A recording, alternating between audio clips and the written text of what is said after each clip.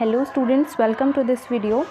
We are going to discuss our deleted topics for 10th board exams. ठीक है, कोई भी क्लास पढ़ने से पहले सबसे बेसिक चीज़ क्या होती है, हमें पता होना चाहिए कि कौन से टॉपिक्स हमारे सेमेस्टर में इस ईयर में आने वाले हैं, इस सेशन में कौन से टॉपिक्स डिलीट हो गए हैं.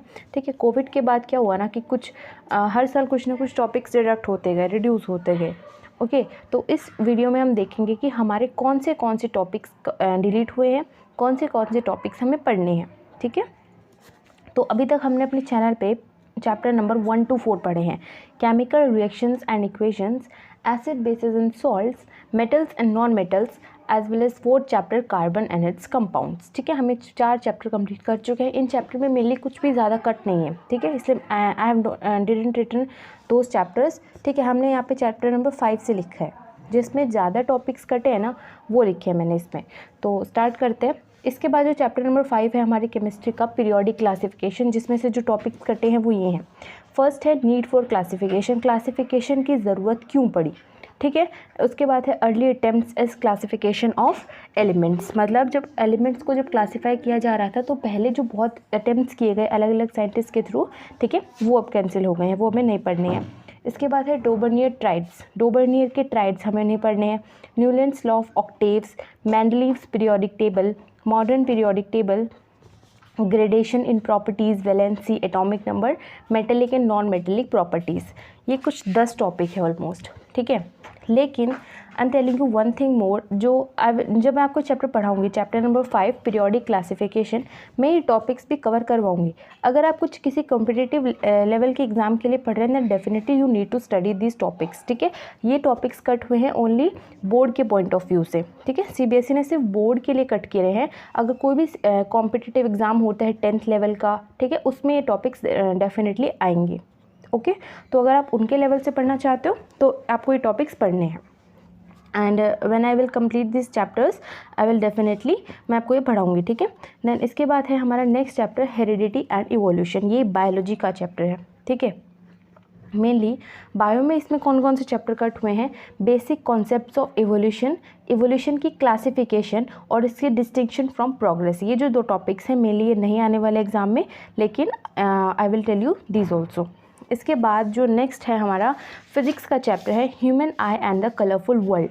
ये जो चैप्टर है मेनली ये चैप्टर आई का है. ठीक है, आई, इसके अंदर अलग अलग टॉपिक्स है, जैसे कि आप पढ़ोगे कि हम देखते कैसे हैं, आई के पार्ट्स क्या क्या होते हैं, आई के अंदर क्या क्या होता है, एंड जो रेनबो वगैरह होते हैं वो भी आप पढ़ेंगे. ठीक है, स्कैटरिंग ऑफ लाइट, प्रिज्म वगैरह. तो इसके अंदर कौन से टॉपिक नहीं आने वाले. Application of scattering in explaining the colour and change of the sun at sunrise and sunset. मतलब कोई भी कलर को जब हम एक्सप्लेन कर रहे हैं तो उसमें स्कैटरिंग ऑफ लाइट कैसे होती है. हमें पता है जो वाइट कलर होता है ना, वाइट कलर, ये जो वाइट कलर है 7 कलर के कॉम्बिनेशन से बनता है. ठीक है, लेकिन इसमें हम 7 कलर देख कैसे सकते हैं. वो अगर आप कोई जैसे होता है ना प्रिज्म के थ्रू जब आप वाइट लाइट डालते हो, यहाँ से 7 लाइट यहाँ पे अलग अलग हो जाती हैं. ठीक है, तो हमें ये नहीं पढ़ना है application of scattering in explaining the colour. और क्या नहीं पढ़ना है, सनराइज और सनसेट के टाइम पे जो सन का कलर चेंज होता है वो भी हमें नहीं पढ़ना है. इसके बाद है next magnetic effects of current. Magnetic effects of current ये चैप्टर भी फिजिक्स का है मेनली. ठीक है, जिसके अंदर हमें क्या क्या नहीं पढ़ना है. इलेक्ट्रिक मोटर नहीं पढ़ना है, electromagnetic induction, induced potential difference, induced current, Fleming's right hand rule, electric generator. ये जो रूल था Fleming's right hand rule, and इसके साथ साथ हमें फ्लेमिंग्स लेफ्ट हैंड रूल था. ठीक है, एक राइट हैंड थंब रूल था. इस तरीके से कुछ रूल्स है.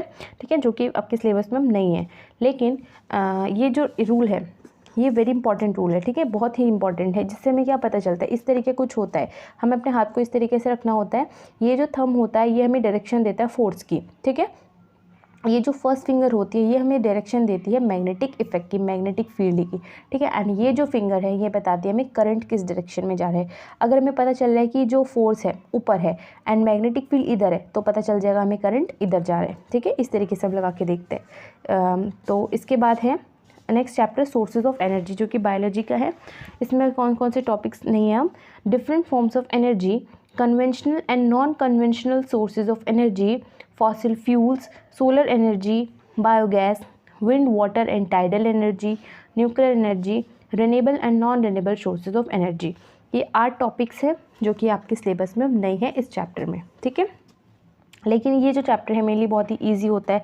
आपने देखा भी होगा ना, अलग अलग forms of energy, chemical energy, mechanical energy, muscular energy, ठीक है, ये सभी, और conventional, non conventional, fossil fuels, ये भी आपके जो कोल एंड पेट्रोलियम होते हैं, सोलर एनर्जी जो आपको सन के थ्रू मिलती है, बायोगैस जो काऊ या फिर अदर कैटल्स के डंग से जो बनता है, ठीक है, wine, water and tidal energy, tidal mean से जो पानी की जो टाइड्स होती है उनके थ्रू जो एनर्जी बनती है वो होती है, nuclear energy, renewable and non renewable, renewable वो होती है जो रिन्यू हम कर सकते हैं, एंड नॉन रिन्यूएबल क्या होते हैं जिसको हम रिन्यू नहीं कर सकते हैं, ठीक है।